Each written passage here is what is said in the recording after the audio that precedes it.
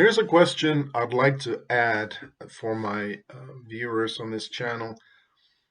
This question does come up quite often during meetings, and that question is, what is my next step once I have relationships ready to be created, right? So do you just jump in and create relationships as you see fit, or do you first research those? And of course, the answer is you should research it first.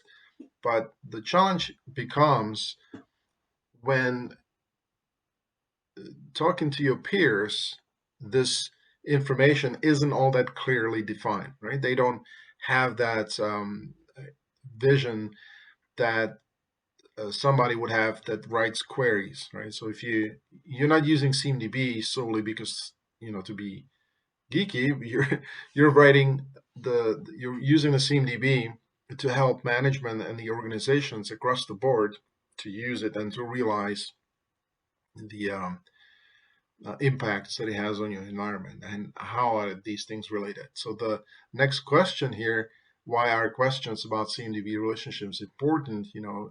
I decided to answer in such way where I show the application in the center of it after having created an index where many organizations actually have like a code that basically they call the app code, and there's an application called APM where applications, ownerships, approval, and architecture is basically captured in a relationship. Now, in the CMDB, the relationship is actually association to foundation data, but you could call it a relationship. Okay, so here, if you look at an application, well, in 2022, right, is the computer system an answer, or is it a cloud instance? So in many cases, if you're dealing with like some sort of a SaaS solution, or maybe Azure, having that particular virtual machine hosted somewhere else where all you really need to do is fire it up and your application becomes ready. In that case, the decision becomes, is it hosted on a computer system? Is it classified as a computer system within my organization?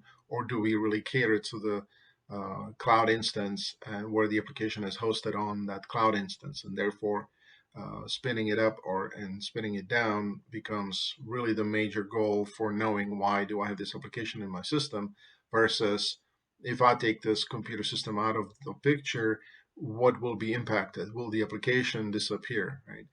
So that's a question that you want to be able to answer and give somebody the opportunity to visualize this. Well, the next thing is a relationship to the database. So in this case, the question, do you store your data from that application in that database? And if you do, there's definitely a relationship in there. The next side of it, or the opposite side of it is there a dependency on a software server? So if there is a database that has a software server, like basically Microsoft SQL Server or whatever it is, there's going to be a dependency on that software server that is up and running that gives you access to that database. If you are using a database for which you have to pay some fee, then your software server is probably more important because that's where the licensing is applied, and that's where the cost is also applied. So therefore, these types of relationships, they need to be visualized and prefabricated before you even sit down with anybody and start creating like digital workplace items, for incidents and work orders and change management things. So the answer there I pointed out to be that any data where the logic is using a relationship has these 2 points. It has source ID of the CI, and we need to have a relationship to that destination in this relationship. So you have source ID of the CI we need to relate, and the destination ID of the CI it is related to. Developer of digital workplace uses the name of the CI to be displayed for the end user. In order to create more complex workflow, they need to know how these relationships are designed. So why? Well, the answer in that logic is in the queries that I put here below. So in order to relate any CI, right, you need to have the source and destination. So to relate it, you first need to get the select ID, the identity of that particular CI, and whether that's a unique ID or reconciliation ID does not necessarily need to matter.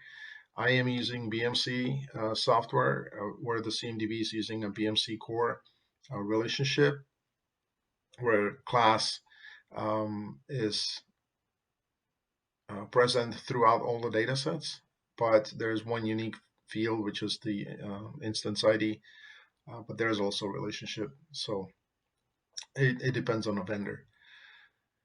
So when I'm looking for the source ID where the relationship, where the class basically is application, then that's how I find the source and destination data that I need to represent for someone in the menu, right? If I select an application and I want to have a subsequent menu where the cascade of what is related to this particular application shows up in the menu, then I need to have this relationship working and preserved and constant, not just dynamic, disappearing one day because that would break my workflow. But it also, if I do this correctly, it will allow me to create tickets continuously, even if I deprecate that class. So if once that class is deprecated, it will no longer show up in the menu because it's basically gone from the data set and it's not available to that workflow.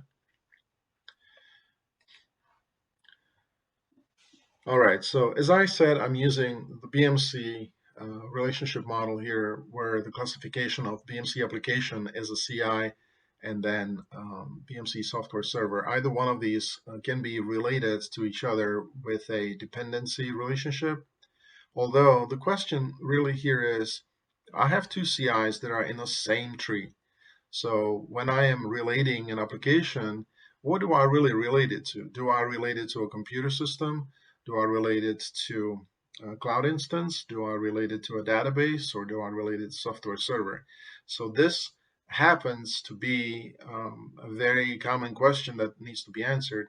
And in many cases, the answer really depends on the discovery. If you have a discovery that's using automation, and that discovered object is already classified there, uh, the question then becomes, do I need to change that design first in order to keep the automation working? Or do I have some additional levels within the organization that allow me to stick with a relationship that is not necessarily discovered? Meaning, if I go back to the question of, is it a computer system? Is it a cloud instance?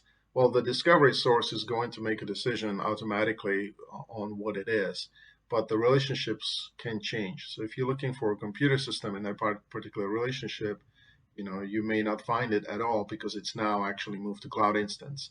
It could also be that there is just a software server as the immediate relationship to that particular CI.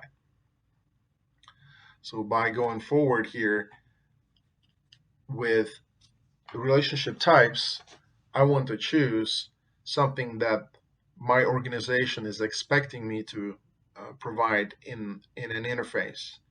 And if I have a relationship to a computer system or a software server or a database that suits the organization better, well, then in that case, I can have all three relationships in that place. Although I'm going to say that for impact management calculations, those types of relationships are very time consuming because you have all of these CIs that participate in this dependency calculation.